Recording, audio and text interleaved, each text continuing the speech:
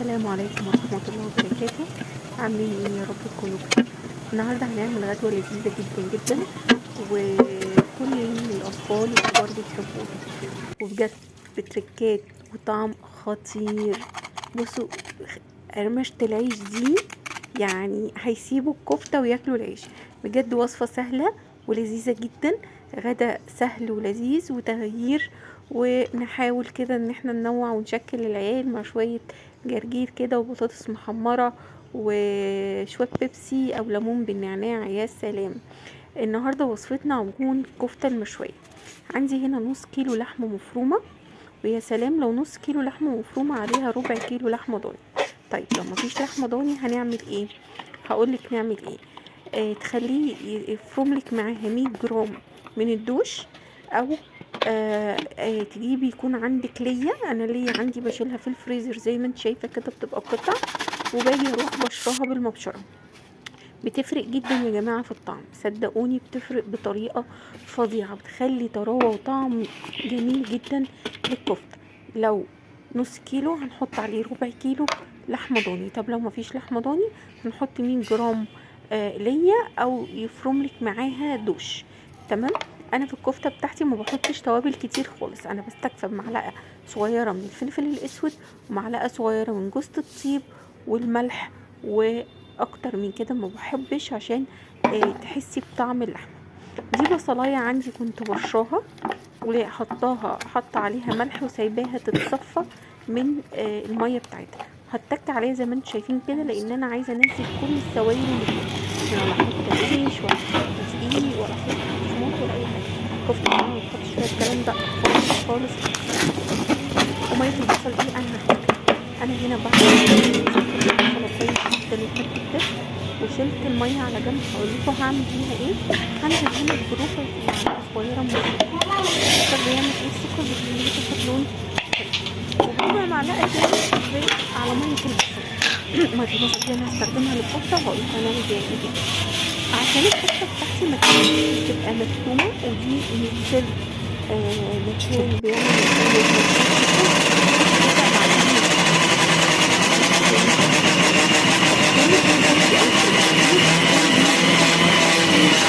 كويس جدا جدا مع بعض. ليه بقى؟ شايفين الانسجه؟ بصوا تحت الكفته بقت عامله ازاي. تمسكيها كده تحسي ان هي بقت عجينه. لو روحتي اي محل بتاع مشويات هتلاقي الكفته زي ما انا بعملها كده بالظبط. لازم تضربيها في الكبه كويس جدا. ما عندكيش كبه تقعدي تعجني بيها بايدك زي ما انا بوريكي كده، استحاله تفك منك. بصي بقت عامله ازاي. لا مش هتلزق في ايدك، اصبري عليا يا ست الكل. بصي هنحطها في التلاجة تتشمع شويه بحوالي 10 دقايق ربع ساعه، وهنرجع نشتغل بيها. بس انسي ان هي تفك معاكي.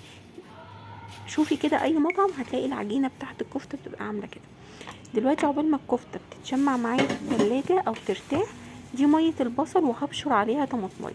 الطماطم هنا ليها وظيفتين، بتدي تسكيره حلوه قوي للكفته، وبتديها لون حلو قوي قوي. برضو التركية دي انا واخداها من محل مشويات. هنا هنزل بملح وفلفل. خدي بالك من الملح علشان خاطر احنا حاطين ملح في ميه البصل وحاطين ملح في الكفته بس كده. فظبطي ملحك واظبطيه. هنا حطيت الملح والفلفل، حطيت ملح حطيت بابريكا، حطيت جوز الطيب، وحطيت الفلفل الاسود فقط لا غير. بصي الكفته بتاعتي طبعا ما بقتش بتلزق في ايدي زي الاول.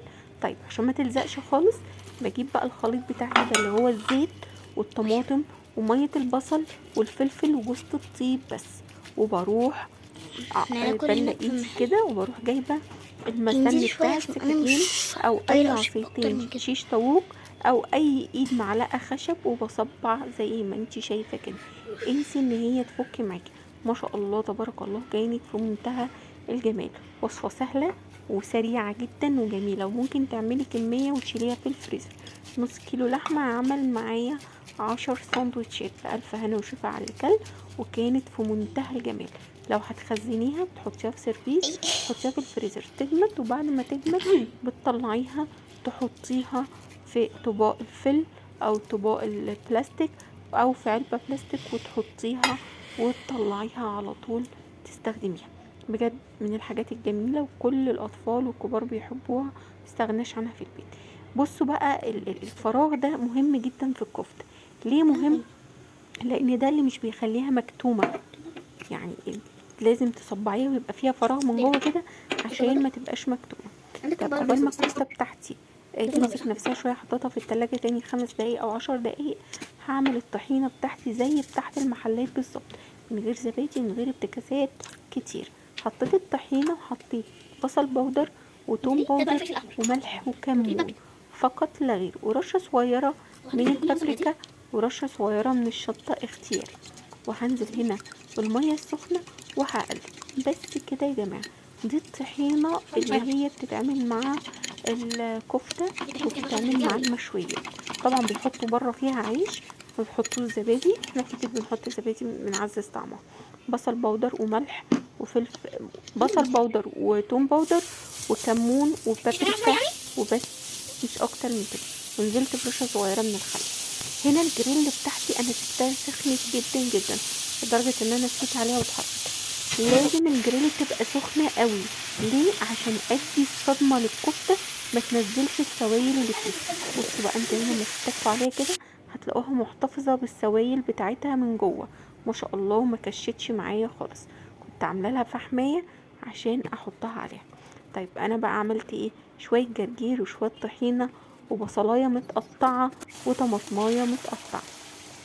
في اول الفيديو انا وريتكم الصوص اللي اتبقى من الجريل، انا مرمتوش لاني بعد ما بحشي السندوتشات بروح نازله عامله السندوتشات صدمه كده زي ما شفتوا في اول الفيديو، بتفرق جدا في الطعم. لو وصلتوا لغايه هنا صلوا على الرسول عليه افضل الصلاه والسلام، واتمنى منكم تحطوا لايك. اللايك يا جماعه والله يعني مش عارفه، يلا حطوا لايك وكومنت حلو. ولو الوصفه مفيده يا ريت تشيروها وقولوا لي بتتابعوني منين، لان ده بيساعدني جدا، لان انا دخلت لي ناس قالت لي ان هي بتساعد بتتابعني من بره مصر.